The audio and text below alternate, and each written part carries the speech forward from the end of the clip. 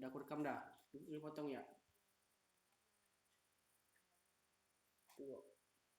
Oke, baiklah.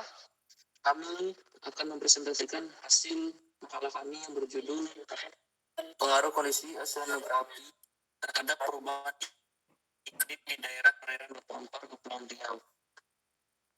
Bab 1 akan dibacakan oleh Cornelis Kaci. Bab 1, pendahuluan. 1.1, latar belakang. Salah satu dampak pemanasan global adalah terjadinya perubahan iklim yang mempengaruhi terhadap kondisi ekosistem yang ada di laut dan juga pola pergerakan angin di Indonesia pada umumnya mengikuti pergerakan musim. Setiap musim memiliki arah pergerakan angin yang berbeda-beda. Pada ekosistem laut, parameter oseanografi seperti suhu permukaan laut, SPL, klorofil min A, pasang surut air laut dapat digunakan untuk menentukan hubungan kondisi oseanografi terhadap perubahan iklim. Klorofil min A merupakan pigmen yang biasa disebut faktor penting yang terkandung di dalam fitoplankton dalam proses fotosintesis. Sedangkan proses fotosintesis dipengaruhi oleh suhu baik secara langsung maupun tidak langsung. Hal ini juga diperkuat dengan studi yang menunjukkan kandungan klorofili yang ada di global mengalami perubahan beberapa tahun belakangan yang dipengaruhi oleh SPL.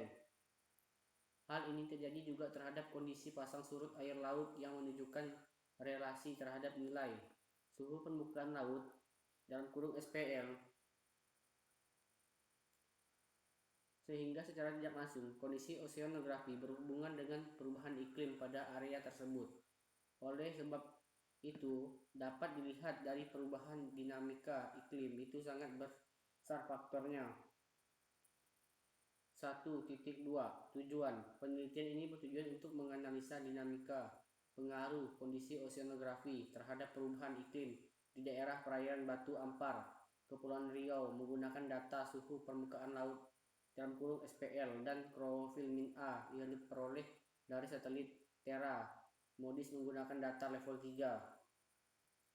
1.3 Manfaat supaya kita dapat mempengaruhi perilaku perubahan iklim terhadap kondisi psikis maupun biologis terhadap dunia kelautan serta dapat menjawab permasalahan yang ada di Laut Punggur, Batam, Kepulauan Riau dengan cara melakukan analisa data parameter oseanografi. 2. Tinjau pustaka akan dibacakan oleh Saudara Laurentius Widi. Bab 2, tinjauan pustaka. 2.1 Suhu permukaan laut.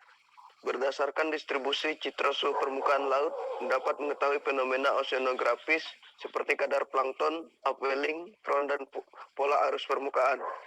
Daerah yang memiliki fenomena tersebut pada umumnya termasuk dalam perairan yang subur. 2.2 Konsentrasi klorofil. Klorofil adalah pigmen hijau yang terkandung dalam ganggang dan tanaman. Klorofil sangat penting dalam proses fotosintesis. Dalam menyerap cahaya yang paling kuat adalah biru pada spektrum elektromagnetik. Klorofil A merupakan organisme yang paling diperlukan dalam fotosintesis untuk pemberian oksigen dan untuk melepaskan energi kimia. 2.3 Musim. Kondisi udara dan laut memiliki interaksi yang sangat erat. Adanya perubahan cuaca akan mempengaruhi kondisi laut. Misalnya saja angin yang sangat menentukan terjadinya gelombang dan arus di lautan. Dan curah hujan akan mempengaruhi salinitas air laut. Pola angin yang sangat berperan di Indonesia adalah angin musim atau monson. Selanjutnya bab 3 akan dijelaskan oleh Basilio. Baiklah, bab 3 metodologi. Yang pertama, klorofil A.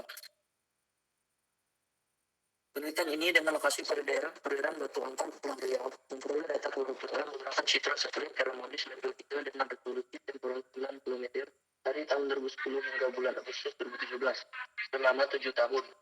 Data tersebut diperoleh dari website Ocean Color Web dari NASA USAF. Mari Torena et al. 2002. Citra termodis yang diolah dengan pertimbangan 7 gambar bebas awan yang dikumpulkan tiap tahun hingga Agustus 2017. Kedua, suhu permukaan laut atau SPL. Data suhu permukaan laut diperoleh dengan menggunakan citra satelit termodis atau NASA level 3 resolusi turun dari tahun 2010 hingga Agustus 2017 selama 7 tahun. Citra termodis yang diolah dengan pertimbangan 8 gambar bebas awan yang dikumpulkan setiap bulan Agustus setiap tahun. Analisis data suhu permukaan laut adalah dilakukan dengan menggunakan saluran termal infrared yang terdiri atas band 10 atau band 14 sampai band 14, sehingga dengan memanfaatkan masing-masing band ini dapat dihitung masing-masing radian dan brightness temperatur. Keempat, penutup mesin klorofil. Berdasarkan hasil pengolahan data yang diperoleh, maka dihasilkan bahwa persebaran konsentrasi klorofil A tinggi di atas 1 mg terjadi pada tahun 2011, di atas 2,5 mg yang terjadi pada tahun sebelumnya, sekitar 2 sampai 2,3 mg.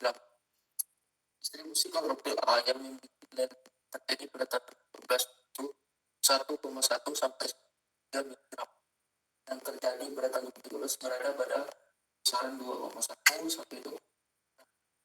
Hasil ini dapat dinyatakan sebagai golongan klorofil tidak tinggi. Tidak ada itu 2013. Hal ini menunjukkan bahwa terjadinya perubahan pada klorofil A pada setiap tahun dapat diindikasi sebagai indikator terjadi perubahan iklim. Pada tahun 2015, peradaan batu ampar sekitar Gunung Banjir menunjukkan distribusi klorofil A pada kisaran 1,9 sampai 2, yang menunjukkan pada tahun pada perhatikan hitam pada tahun 2015 tidak terjadi perubahan pada tahun sebelumnya. Hal ini dibuktikan dengan tingkat klorofil A yang berada pada kisaran 9 gram. Ini hanya terjadi keseparan yang berbeda dari satu, yang dimana klorofil A menyebar ke wilayah bagian barat Kota Batam, yaitu di daerah Sekupang. Dan suhu permukaan laut atas berdasarkan yang didapatkan bahwa untuk suhu permukaan laut tertinggi ada pada tahun 2013 di atas 30,7 Celsius. Ini meningkatkan dari tahun sebelumnya itu pada tahun 2012 30 Celsius.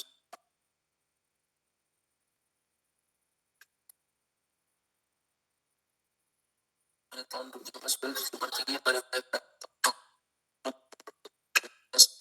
ini terjadi sekitar tidak merata kondisi